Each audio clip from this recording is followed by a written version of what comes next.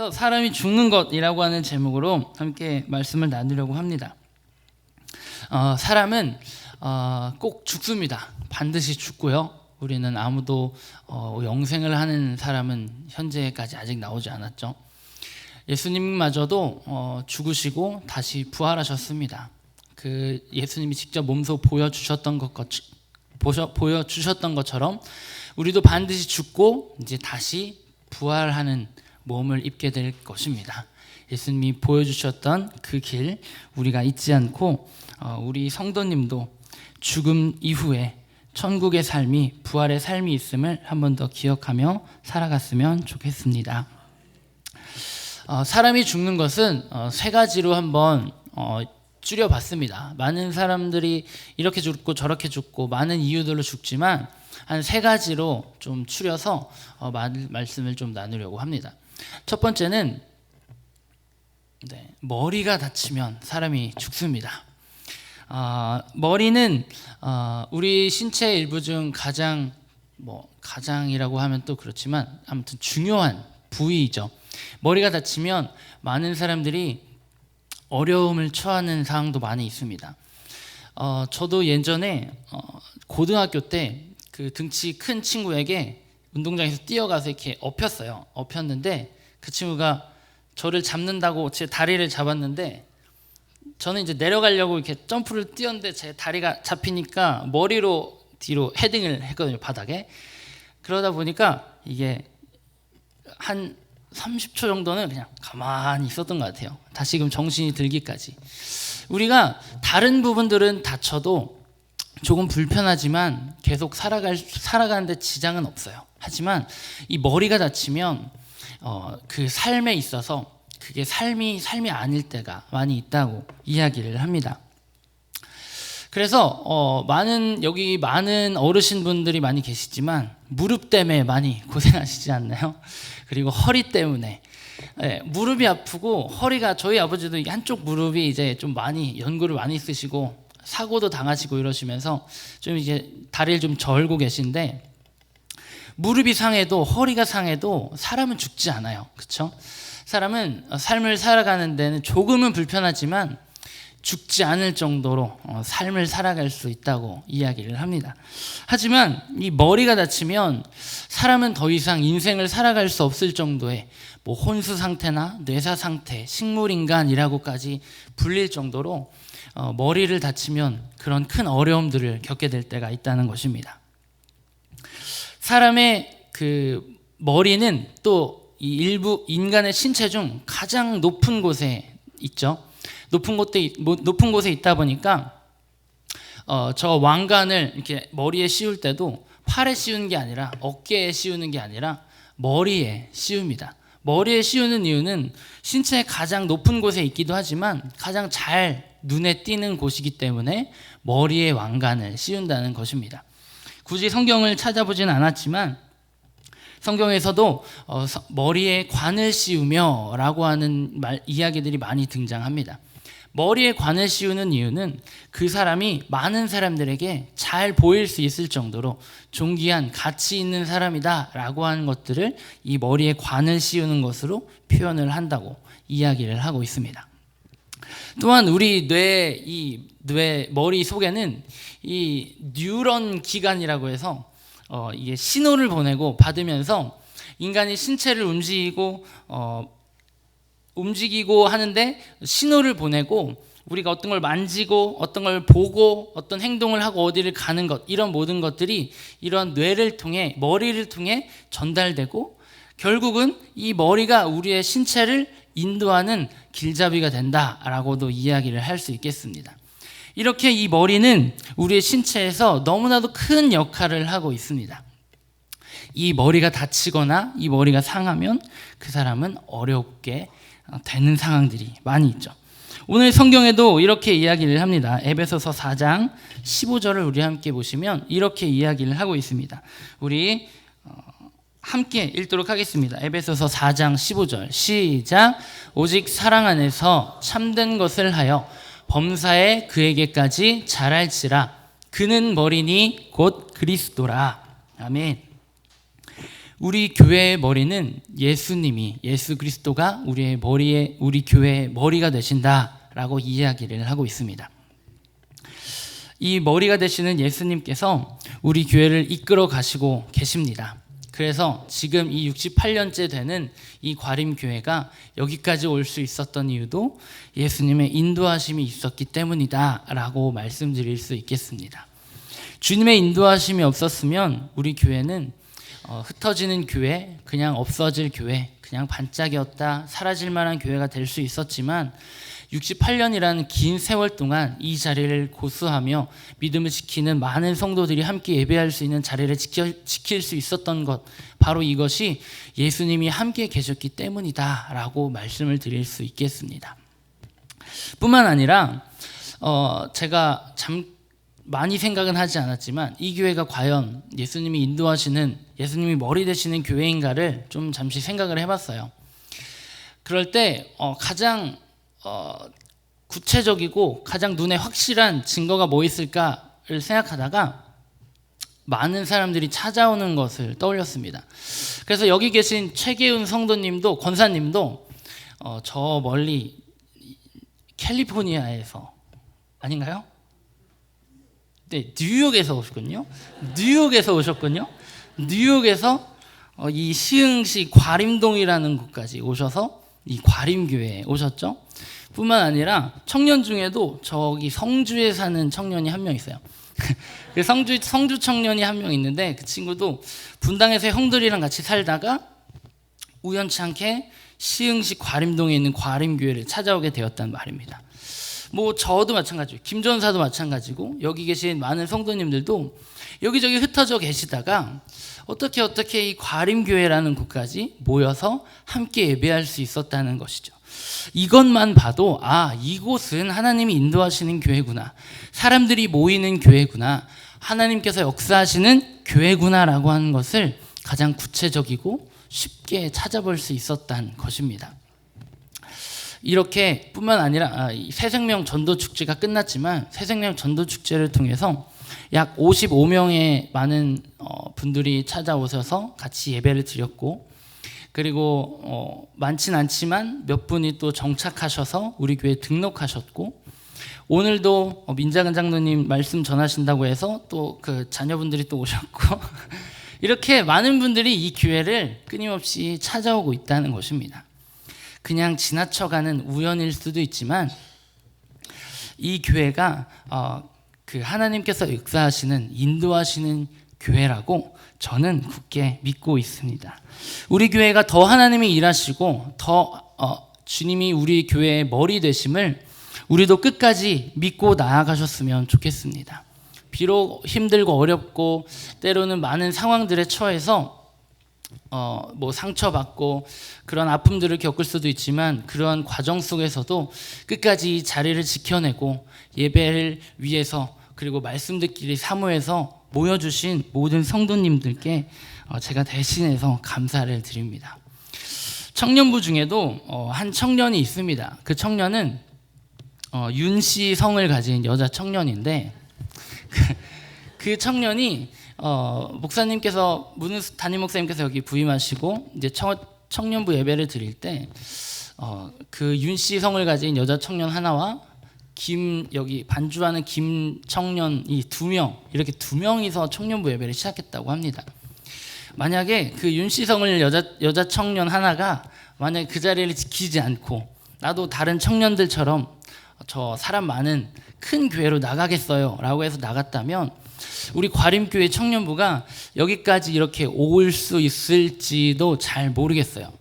그 윤씨성을 가진 여자 청년 하나가 끝까지 자리를 지켰기 때문에 우리 청년부가 이렇게 부흥할 수 있었다고 저는 생각하고 있습니다. 우리 많은 성도님들도 끝까지 이 자리를 잘 지켜주시기를 바랍니다. 우리 교회를 끝까지 지키고 자리를 지켜서 주님이 원하시는 아름다운 예배가, 그리고 주님이 기뻐하시는 향기로운 제사가 바로 이 과림교회를 통해 울려 퍼졌으면 좋겠습니다.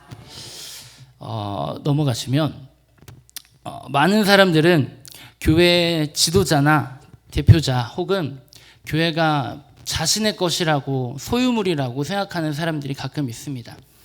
그래서 어떤 사람들은 이 교회를 돈이 많은 사람이 운영을 하면 잘 될 거야, 아니면 뭐 똑똑한 지혜 많은 사람이 운영하면 잘 될 거야 라고 하는 생각을 가지고 교회를 운영하고 그 자신의 소유물로 생각하는 사람들이 많이 있습니다. 하지만 결국 그 사람들은 실패하고 망하고 맙니다. 왜냐하면 이 교회의 머리는 예수님이 되시고 예수님이 인도함을 받는 교회가 되어야 하는데, 사람의 생각과 세상적인 정욕을 가지고 이 교회를 이끌어 가려고 하는 사람들이 여전히 많다는 것입니다. 이 시흥 이 안에서도 저 바밀 마을이나 저 은행동 안에도 교회가 매매되어서 팔려지는 그런 교회들을 많이 봤습니다. 우리 교회는 어떠한 사람의 산 소유물이 아니라 주님의 것임을 우리가 한 번 더 기억했으면 좋겠습니다. 그래서 이 교회의 지도자나 대표자는 될 수 있지만 우리가 이 교회의 머리가 되지는 않았으면 좋겠습니다. 우리 교회의 머리는 오직 예수님 뿐임을 우리가 한 번 더 기억했으면 좋겠습니다. 그래서 인도자는, 우리 교회를 인도하시고 우리 교회를 이끄시는 분은 오직 예수님밖에 없음을 우리 한 번 더 기억하며 나아갔으면 좋겠습니다.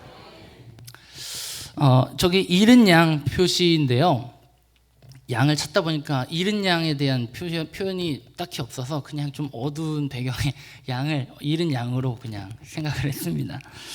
여기 과림교회 안에도 68년이라는 긴 세월 동안 많은 분들이 이사를 가거나 상처를 받아서 교회를 떠나게 되고 나오지 못하게 되는 많은 분들이 계십니다. 금요일날 노방 전도 때 김준호 전도사랑 이 아랫동네 전도를 하게 됐는데, 전도를 하다가 저기 어디죠? 그 곽기명 집사님 댁 옆집에 계시는 그분 아시죠? 네, 누군지 아시죠?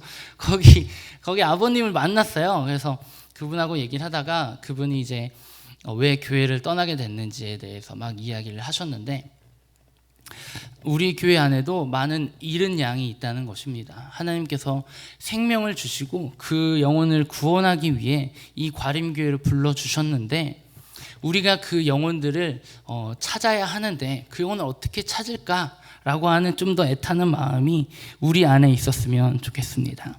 그래서 그 불쌍한 영혼들, 죽어가는 영혼들을 다시금 찾기 위해 우리의 마음에 그 영혼들을 사랑할 수 있는 마음이 한 번 더 품어졌으면 좋겠습니다. 사람이 죽는 두 번째는 바로 목입니다.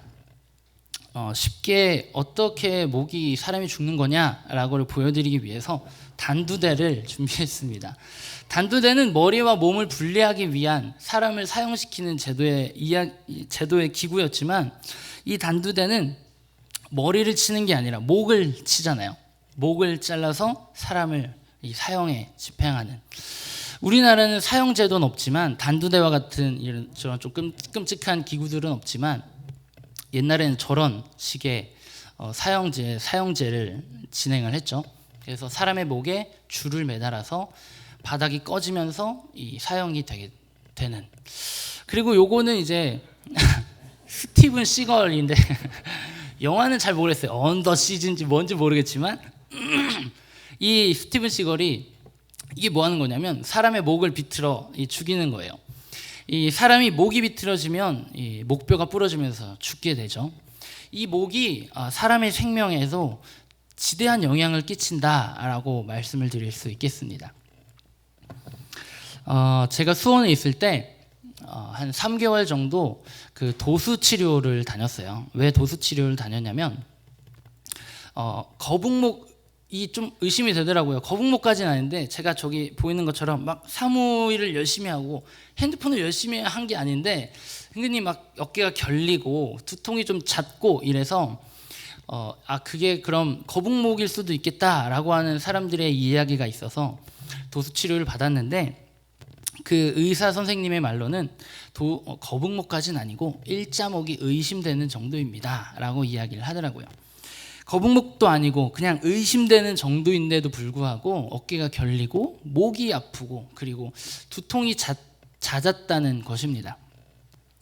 우리 이 목 하나가 그만큼 중요한 부위구나라고 하는 것을 그때 또 새삼 깨달았어요. 그냥 말로 목 디스크 하니까 그런가 보다 하고 넘어갔지만 정말 뭐 거북목까지는 아니지만 의심 환자임에도 불구하고 이게 그 정도로 심한 거구나라고 하는 간접적인 체험을 하면서 우리도 이 목 건강을 잘 유념해서 지켜야겠다라고 하는 생각을 하게 되었습니다. 그래서 제가 준비한 게 뭐냐면 목 스트레칭이라고 합니다.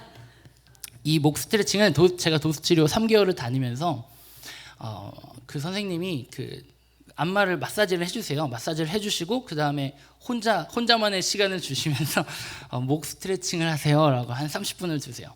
그래서 이때 그 선생님 말대로 목 스트레칭을 매일 꾸준히 하지는 못했지만 병원 다닐 때만큼은 했습니다. 그래서 여러분들도 뭐 목 디스크나 거북목 의심 환자 정도는 아니지만 지금 이제 점심 먹고 날씨도 좋고 바람도 선선하고 너무나도 쾌적한 환경이기 때문에 이제 피곤하실 수 있기 때문에 잠도 깰 겸 우리 같이 해보는 게 어떨까 생각을 합니다. 자, 우선 깍지를 이렇게 끼시고 이 엄지로 이 턱을 이렇게 드시는 거예요. 1부 때는 10초를 했지만 우리는 짧게 5초만 할게요. 자, 가겠습니다. 하나, 둘, 셋, 넷, 다섯. 자, 내리시고요. 자, 이번에는 이 왼손을 거꾸로 할게요. 여러분들의 왼손 여기죠? 왼손을 방석에 대시고 오른손을 여기 이쪽 옆구리가 아니죠? 옆통수를 잡고 너무 세게 누르시면 안 되고 5초만 누를게요. 1, 2, 3, 4, 5. 자, 돌아오시고 이번에 반대손 오른손 바닥에 까시고 이렇게 잡고요. 할게요. 1, 2, 3, 4, 5. 자, 이번에는 고개를 이렇게 정면에서 45도로 살짝 트신 다음에 그 상태로 고개를 숙이시면 돼요. 근데 이것도 마찬가지로 왼손을 바닥에 대시고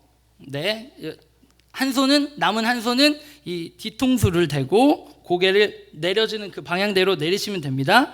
내릴게요. 5초 동안 하나, 둘, 셋, 넷, 다섯. 자, 반대로 오른손 밑에 까시고 고개 45도로 김성곤 사님 고개 45도로 이렇게 앞으로 숙이시는 겁니다. 내가 할게요. 하나, 둘, 셋, 넷, 다섯. 자, 이제 마지막입니다. 양손 깍지 끼시고 뒤에 대시고 너무 세게 누르지 마세요. 5초만 갈게요. 하나, 둘, 셋, 넷, 다섯. 자, 이 6동작이죠. 6 맞나요? 아무튼 이 동작들을 그냥 시간 나는 대로 하라고 하더라고요. 그러면 목에 좋대요. 그러니까 여러분 성도님들도 시간 날 때 스트레칭 많이 하시고 잠도 깨실 겸 한번 해봤습니다. 이렇게 우리의 목 건강은 정말로 중요하다라고 이야기를 합니다. 목사님의 사진을 보여드립니다. 이번에 새로 올려주신 사진이에요. 화질이 좋죠? 네, 화질이 좋고요. 잘 나오셨는데 너무 밝으신 느낌이기도 하고. 근데 이 목사님 사진을 왜 보여드리냐면 옛날 어릴 때 저도 많이 이렇게 우스갯소리로 어른들이 많이 그런 말씀하세요. 안경을 쓰면 너는 눈이 4개구나 라고 이렇게 맨날 눈이 4개라던 목사 해야겠다 맨날 이렇게 우스갯소리를 하시는데 목사님께서 저번에 말씀 중에 이런 얘기를 하셨어요. 교회의 머리 되시는 예수님과 그리고 몸된 교회를 잇는 역할을 하는 그 목의 역할을 하는 것이 바로 목사다라고 이야기를 하더라고요. 근데 생각해 보니까 정말로 그게 맞는 것 같아요. 이 머리 대신 예수님과 몸된 교회인 우리를 연결하는 그 연결 다리를 놓는 분이 바로 이 목사님이다라고 생각이 들더라고요. 그래서 이 목사님이 아프거나 피곤하시거나 혹은 아까 저처럼 뭐 일자목 의심 환자거나 이런 식으로 병들고 힘드시다면 머리와 몸을 연결하는 그 매개체가 어렵고 힘들다면 우리의 몸도 우리의 정신 건강도 좋지 않겠다라고 하는 생각이 들었습니다. 그래서 우리가 목사님을 위해서 기도해야겠구나라고 하는 생각이 들더라고요. 이 우리의 목 되시는 우리 목사님을, 우리와 예수님을 이어주시는 그 다리 역할을 하시는 그 목사님을 위해서 우리 모든 성도님들이 다 함께 기도해 주셨으면 좋겠습니다. 목사님의 건강을 위해서, 그리고 무사히 사역 잘 마치시고 돌아오실 수 있기를 위해서 함께 기도해 주셨으면 좋겠습니다. 성경에 보면 사무엘상 4장 4절과 10절과 11절에 보면 이렇게 이야기를 합니다. 우리 다 같이 스크린을 보고 읽겠습니다. 시작. 이에 백성이 실로에 사람을 보내어 그룹 사이에 계신 만군의 여호와의 언약궤를 거기서 가져왔고, 엘리의 두 아들 홈니와 비느하스는 하나님의 언약궤와 함께 거기에 있었더라. 10절 읽겠습니다. 블레셋 사람들이 쳤더니 이스라엘이 패하여 각기 장막으로 도망하였고, 살육이 심히 커서 이스라엘 보병에 엎드러진 자가 3만 명이었으며, 11절이요. 하나님의 궤는 빼앗겼고 엘리의 두 아들 홈니와 비느하스는 죽임을 당하였더라. 아멘. 이스라엘과 블레셋 사이에 전투가 있었습니다. 이때 블레셋을 이길 수 없는 상황에 처하자 이때의 제사장이었던 홈니와 비느하스는 하나의 묘책을 냅니다. 그때 그 묘책이 뭐냐면 바로 하나님의 법궤를 가지고 전투에 나아가는 것입니다. 역사적으로 볼 때 이 법궤를 들고 나아갔을 때 홍해도 갈라졌고 모든 전쟁에서 승리했다라고 하는 이야기를 들었어요. 홈니와 비느하스가. 그래서 그럼 우리도 이 블레셋을 이기기 위해 이 법궤를 가지고 전쟁에 나가자 해서 나갔습니다. 근데 10절과 11절에서 보신 것처럼 많은 자가 죽었고 법궤까지 빼앗기는 일을 당하게 됩니다. 너무나도 잘 아시겠지만 홈니와 비느하스는 엘리 제사장의 두 아들이었고 엘리의 대를 이어 제사장이 되었던 자녀들이었습니다. 그런데 이 홈니와 비느하스는 성경에도 이야기를 하고 있지만 그들은 불량자라 하나님을 알지 못하였더라 라고 이야기를 합니다. 하나님에 대한 믿음과 신뢰와 사랑이 없이 그들은 그저 그 법궤라고 하는 어떠한 물건을 가지고 전쟁에 나아갔다는 것입니다. 법궤는 이스라엘에게 있어서 하나님의 임재를 뜻합니다. 이 하나님의 임재를 뜻하는 이 법궤가 블레셋에게 빼앗겼다는 것입니다. 이것은 즉 그 제사장들을 통해 그 이스라엘은 하나님의 임재에서 멀어졌다라고 이야기를 하는 거죠. 우리도 이 제사장의 부패 혹은 목회자의 부패 때문에 많은 교회가 실패하고 어려움을 당하기도 합니다. 그럼에도 불구하고 우리 과림교회는 목회자를 위해 기도하고 부패하지 않는 목회자, 지혜 있는 목회자, 하나님이 인정하시는 목회자, 하나님이 사용하시는 우리 담임 목사님이 되기를 위해서 우리 끝까지 계속적으로 기도해 주셨으면 좋겠습니다. 그래서 우리 목사님을 통해 우리가 은혜 받고 우리가 더욱더 새로워지고 더 많은 생명을 살릴 수 있는 사명 감당해내는 우리 과림교회가 되셨으면 좋겠습니다. 사람이 죽는 세 번째는 바로 이 심장입니다. 심장은 굳이 말씀을 드리지 않아도 너무나도 중요하다라고 하는 것들을 다 알 수 있을 것입니다. 이 심장이 하는 가장 큰 역할은 혈액을 온 몸에 공급함으로 산소를 전달하고 영양분을 보충해 줍니다. 그래서 온몸이 잘 자라날 수 있게 해준다는 것입니다. 우리 에베소서 4장 16절을 함께 보도록 하겠습니다. 아마 PPT는 없을 거예요. 네. 에베소서 4장 16절 오늘 본문 말씀인데요. 우리 함께 읽겠습니다. 시작. 그에게서 온 몸이 각 마디를 통하여 도움을 받음으로 연결되고 결합되어 각 지체의 분량대로 역사하여 그 몸을 자라게 하며 사랑 안에서 스스로 세우느니라. 아멘. 각 몸을 연결되고 결합되고 그 몸을 자라게 하고 세우는 역할을 하는 것, 그것 중에 하나가 바로 이 심장의 역할이 아닐까 생각이 됩니다. 이 심장이 공급해주는 이 피를 통해, 이 영양분을 통해 우리의 각 몸과 마디가 연결되고 결합되어 스스로 세우고 자라나게 된다는 것입니다. 우리의 몸도, 우리의 교회도 이 심장, 예수님이 주신 이 심장을 가지고 연결되고 결합되어 더욱더 새로워지고 더욱더 날로 성장해가고 부흥해갈 수 있는 우리 과림교회가 되었으면 좋겠습니다. 심장의 가장 큰 역할은 이 피를 공급하는 것인데, 이 피라고 하는 이 액체는 현재까지 어떤 과학의 문명으로도 피를 대체할 수 있는 게 만들어지지 않았어요.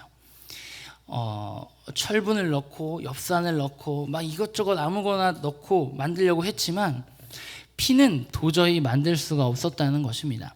그 피는 오직 이 사람의 신체를 통해서만, 우리가 가진 이 몸을 통해서만 만들어진다는 것입니다. 이 피를 통해 우리는 건강을 회복하고 이 피를 통해 우리는 성장하고 발전할 수 있었다는 거죠.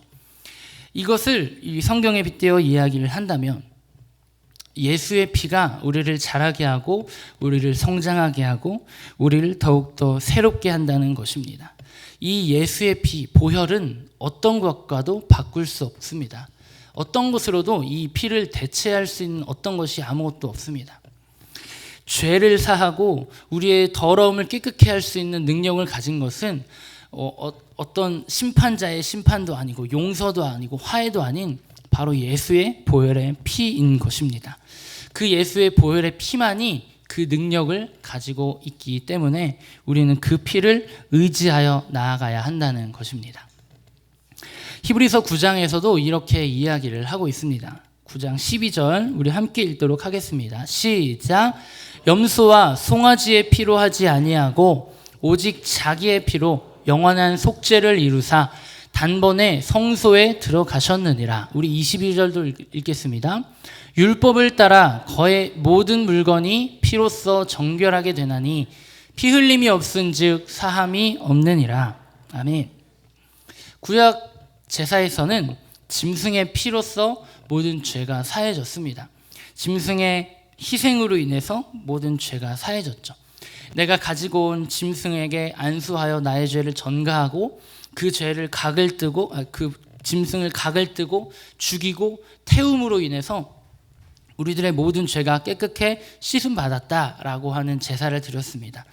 하지만 신약에 와서 예수님께서는 자신의 피로 영원한 속죄를 이루셨고 단번에 성소에 들어가심으로 우리를 더 이상 짐승 제사에, 짐승 피가 아닌 예수의 보혈로 우리를 깨끗게 하셨다는 것입니다.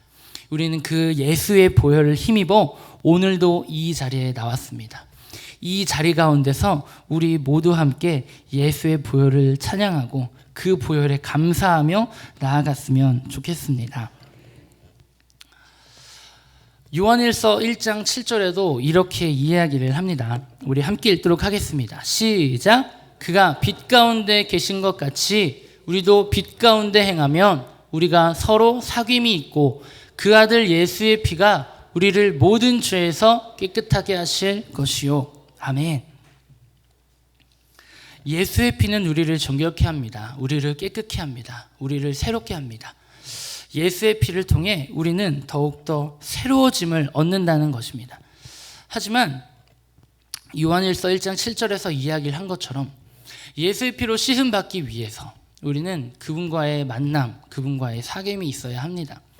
예수님과의 만남, 예수님과의 사귐이 있기 위해선 그분의 말씀을 들어야 하고 그분께 우리들의 기도를 아뢰야 하고 그분을 높이 찬양하는 영광의 찬송을 올려야 한다는 것이죠.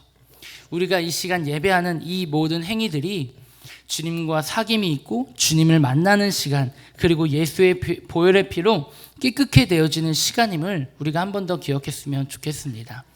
그래서 이 예배 시간이 그냥 흘러가는 시간 되지 않고 저 멀리서 구경하는 구경꾼 되지 마시고 정말로 나의 마음과 뜻과 정성을 다해 주님과 사귐이 있고 만남이 있는 그 만남의 장이 바로 우리 과림교회 예배가 되었으면 좋겠습니다.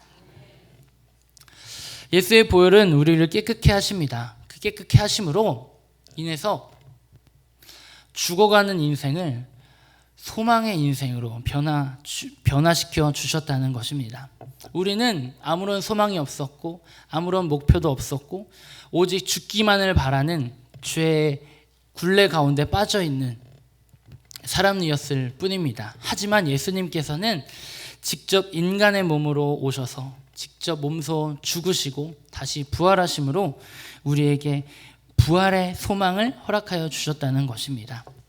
우리 이 과림교회 모든 성도님들은 날려 죽기까지 하시고 보혈의 피를 흘리시고 우리에게 다시 소망을 주신 그 주님을 더욱더 열심히 믿고 끝까지 이 믿음 생활하며 전진해 나아갈 수 있는 우리 모두가 되었으면 좋겠습니다. 그리고 이 보혈의 피를 힘입어 오늘 하루 그리고 내일 모레 우리들의 매일의 삶이 힘 있는 소망이 있는 우리들의 인생이 되었으면 좋겠습니다. 나이가 많든 나이가 적든 몸이 불편하든 건강하든 남자든 여자든 그런 것 상관없이 주님은 우리를 구원하셨고 우리를 살리시기 위해 오셨다는 것입니다. 우리는 그 소망이 있음을 꼭 기억하시고 나아가셨으면 좋겠습니다. 말씀을 정리하겠습니다. 사람이 죽는 세 가지에 대해 정리를 했습니다. 첫 번째는 머리를 다치는 것, 두 번째는 목이 다치는 것, 세 번째는 심장, 곧 피를 이야기를 했습니다. 우리 모두가 이 하나님과 이 관계를 잘 맺어서 교만해지지 않고 목이 곧은 백성이 되지 말고 주님과의 관계가 더욱더 두터워지고 긴밀해지고 은밀한 관계가 되어져 주님이 너무나도 사랑하시는 우리 성도님들 모두가 되셨으면 좋겠습니다. 그래서 저 천국에서 다시 이 반가운 얼굴들을 다시 만날 수 있었으면 좋겠습니다.